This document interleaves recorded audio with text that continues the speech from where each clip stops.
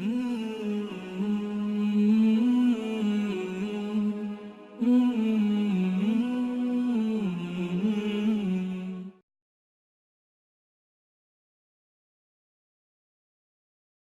کی فضیلت، آپ جو عمل کرنے جا رہے ہیں اس کی فضیلت کیا ہے؟ دین اسلام کی 5 بنیادیں ہیں، ان میں سے ایک بنیاد حج ہے، لیکن اس کے علاوہ بھی حج کے بہت سے فضائل ہیں جو قرآن و حدیث میں اللہ رب العالمین نے اور نبی کریم صلی اللہ علیہ وسلم نے ذکر فرمائے ہیں۔ ان میں سے ایک فضیلت، چند فضائل انشاءاللہ میں بیان کروں گا، اور یہ فضائل اس لیے بیان کیے جا رہے ہیں کہ تاکہ جب ہم وہ عمل کر رہے ہوں تو عمل کرتے وقت وہ فضیلت ہمارے ذہن میں ہو، اور یہ فضائل اس لیے بھی بیان کر رہے ہیں تاکہ اس عمل کی اہمیت ہمیں معلوم ہو سکے کہ یہ کس قدر اہم عمل ہے جس کو ہم انجام دینے جا رہے ہیں۔ تو حج کی فضیلت سب سے پہلے ایک حدیث جو صحیح بخاری اور مسلم کی حدیث ہے، سیدنا ابو ہریرہ رضی اللہ تعالیٰ عنہ فرماتے ہیں کہ رسول اکرم صلی اللہ علیہ وسلم نے فرمایا کہ ایک عمرہ سے لے کر دوسرے عمرہ تک ان دونوں کے درمیان ہونے والے گناہوں کا کفارہ بن جاتا ہے۔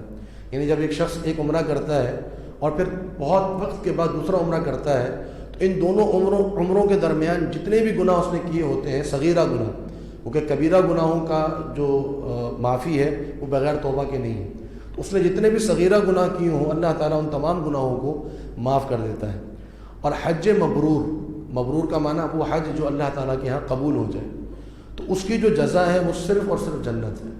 یعنی باقی اعمال جو ان کی جزا بیان کی جاتی ہے کہ ایک نماز پڑھو گے تو 10 نمازوں کا ثواب ملے گا یا 700 نمازوں کا ثواب ملے گا، لیکن حج کا جو بدلہ ہے وہ صرف اور صرف جنت ہے، اس کے علاوہ حج کا کوئی بدلہ اللہ نے نہیں رکھا ہے، اور یہ بہت بڑا اجر ہے حج کرنے والے کے لیے۔ دوسری فضیلت جو نبی صلی اللہ علیہ وسلم نے ذکر فرمایا کہ جس شخص نے حج کیا اور کوئی فحاشی نہیں کی، کوئی گناہ نہیں کیا، تو وہ اسی دن والی حالت میں لوٹے گا جس دن اس کی ماں نے اسے جنا تھا۔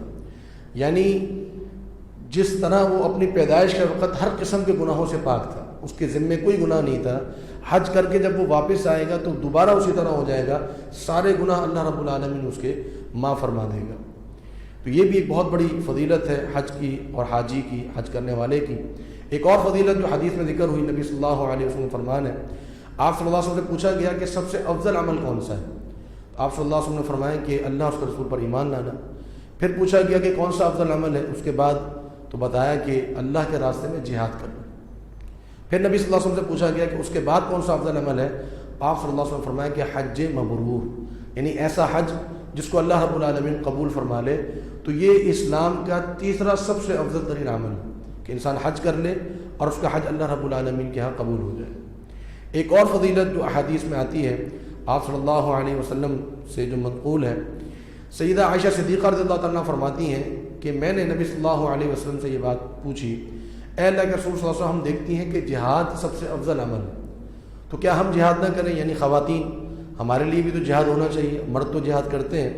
آپ صلی اللہ علیہ وسلم نے فرمایا کہ تمہارے لیے افضل ترین جہاد ہے اور وہ ہے حج مبرور۔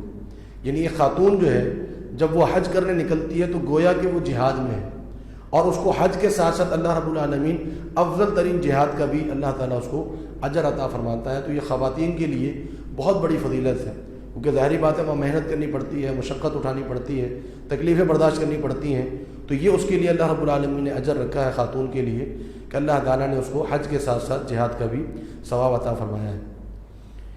ایک اور فضیلت جو نبی صلی اللہ علیہ وسلم نے ذکر فرمائی، عائشہ صدیقہ رضی اللہ تعالیٰ فرماتی ہیں کہ نبی صلی اللہ علیہ وسلم نے فرمایا کہ ایسا کوئی دن نہیں ہے کہ جب اللہ تعالیٰ سب سے زیادہ انسانوں کو جہنم سے آزاد کرے جتنا کہ اللہ تعالیٰ عرفہ والے دن آزاد کرتا ہے۔ اللہ رب العالمین حاجیوں کے قریب ہوتا ہے، پھر فرشتوں پر ان حاجیوں کے ذریعے فخر کرتا ہے اور فرماتا ہے کہ یہ لوگ کیا چاہتے ہیں۔ یعنی اللہ رب العالمین فرشتوں سے پوچھتا ہے کہ یہ لوگ کیا چاہتے ہیں، جبکہ اللہ کو پتہ ہے کہ وہ لوگ کیا چاہتے ہیں، لیکن اللہ رب العالمین فرشتوں پر فخر کرنے کے لیے کہ دیکھو یہ میرے بندے مجھ سے مانگنے کے لیے، اپنے گناہوں کی معافی کے لیے، جنت مانگنے کے لیے اپنا گھر بار چھوڑ کر، اپنے اہل و عیال کو چھوڑ کر اس میدان میں جمع ہوں، اور پورا دن انہوں نے یہاں پر گزارا ہے اور مسلسل اللہ رب العالمین سے دعائیں کر رہے ہیں، گڑ گڑا کر مانگ رہے ہیں۔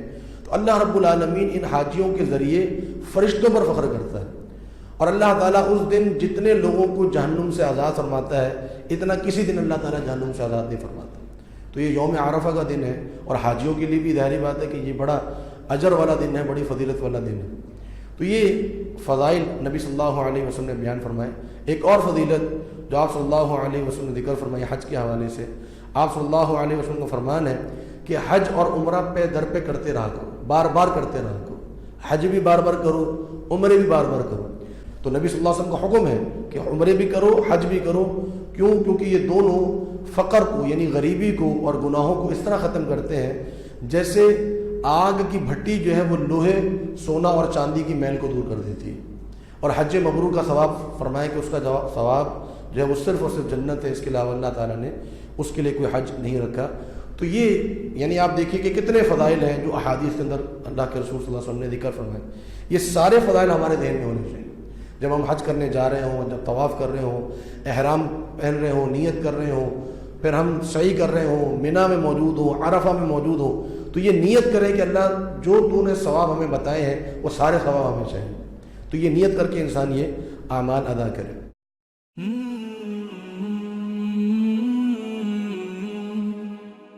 सब्सक्राइब करें और बेल आइकन पर क्लिक करें ताकि आपको बर वक्त हमारी वीडियोस का नोटिफिकेशन मिल सके।